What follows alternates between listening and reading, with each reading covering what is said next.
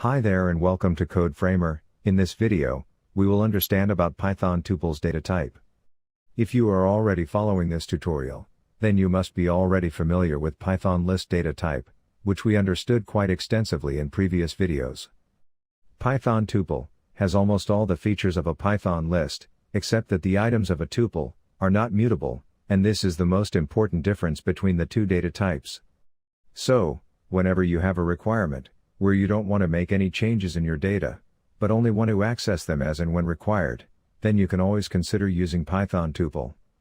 Basically, tuples are used to store static or fixed sequential data, and Python lists are used to store dynamic sequential data. Other than this particular difference, Python tuple features are almost similar to Python list, in terms of storing and accessing data. For example, both tuple and lists store collection of items, which means that they are sequential data types.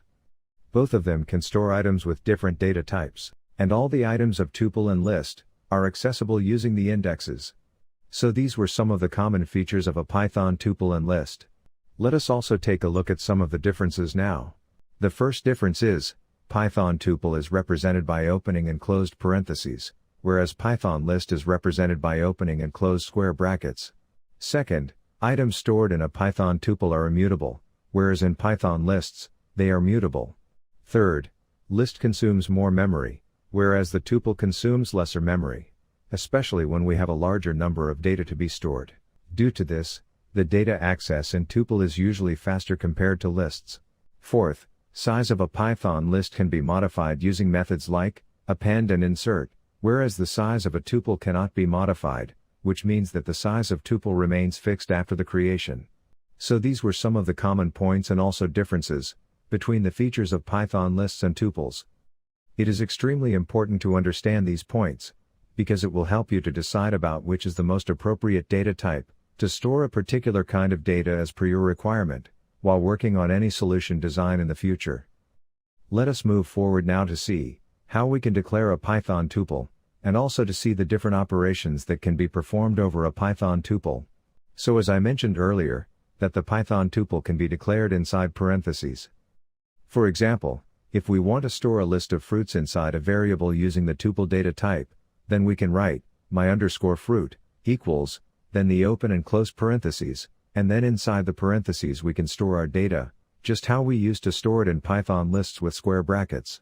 Let us say if we want to store the names of a few students and their age, then we can write student_name equals Sam, Mike, and Ryan, inside parentheses. And their age can be stored in student_age, 10, 12, and 11. So you can store items of any data type inside Python tuples. You can also store items of different data types inside the same tuple. So, a Python tuple is as flexible as a Python list to store static data of different data types. One more important point to remember while declaring a Python tuple is that when you are storing multiple items inside parentheses, then automatically the interpreter will consider it as a tuple, but when you are storing a single item, then you must add a comma after the item.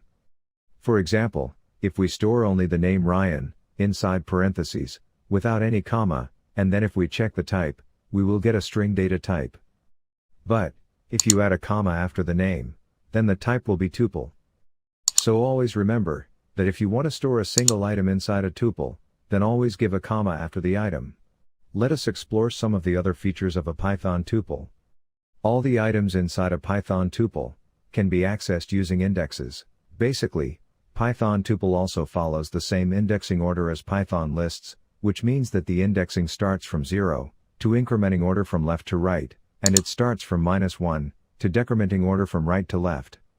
With this in mind, if we want to fetch the second element from left, then we can write student_name, square bracket, and inside the square bracket, we can pass the index of the item we want to fetch, which is 1.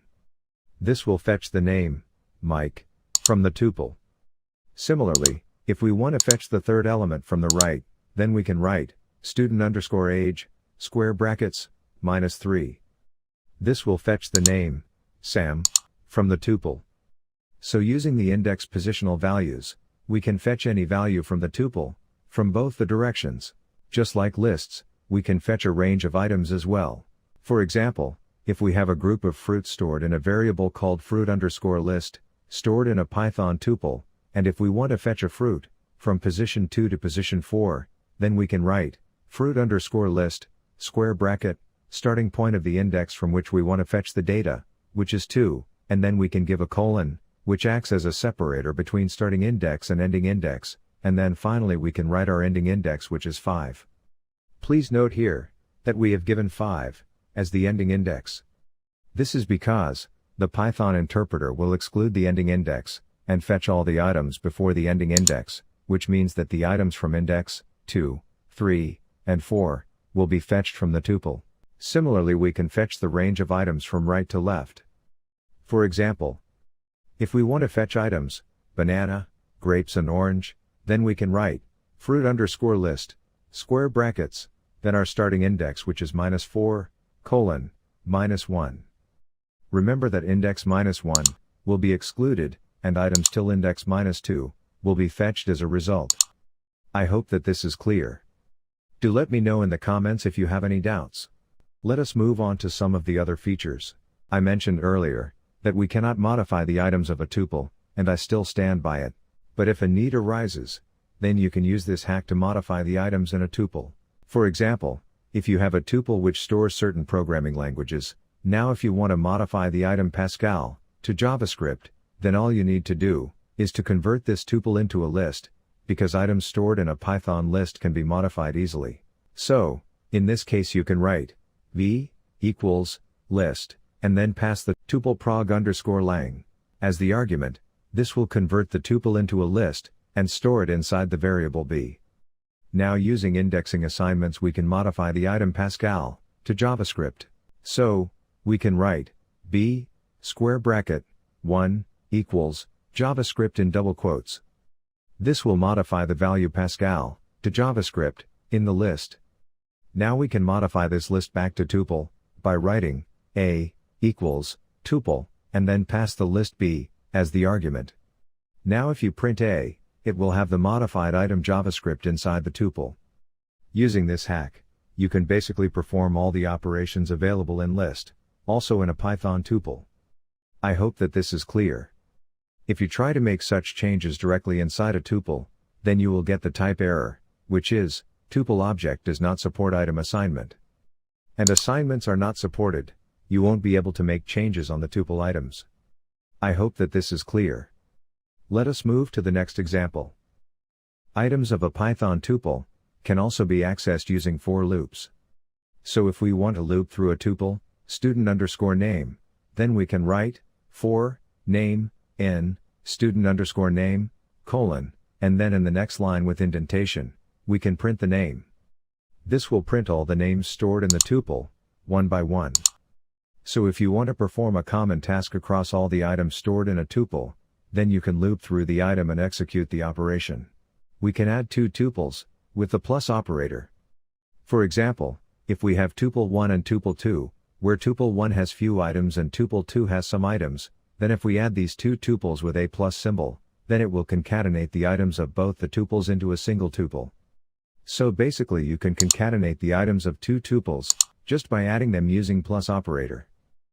Tuple has only two built-in methods, one is count and another one is index. Using the count method, we can find the total number of occurrences, of any particular item stored in a tuple, and using the index method, we can find the index of any particular item's first occurrence in a tuple. Let us take the example of student_name. As you can see, that we have certain duplicates of the name Mike, in this example. Now if we want to find the count of the name Mike in this tuple, then we can write, student_name, dot, count, and then parentheses, and inside the parentheses we can pass the name Mike, as a string value. This will return 2, because we have two occurrences of this name in the tuple. And now if we want to find the index position of the name, Mike in the tuple, then we can write, student_name, dot, index, and then we can pass the name Mike, as a string value. This will return 1, because the name Mike, first occurrence is at index position 1. I hope that this is clear. Keep practicing more with tuples and explore other possibilities as well. We have covered almost all the functionalities available with tuples. Let me know if you have any queries in the comments section. I really appreciate your zeal to learn new things and make your basics strong. You must be proud of yourself for taking these smaller but stronger steps towards progress and mastery. If you found this video helpful, then do hit the like button, share it with other code lovers, and subscribe this channel to master programming languages. See you in the next video, and until then, happy learning!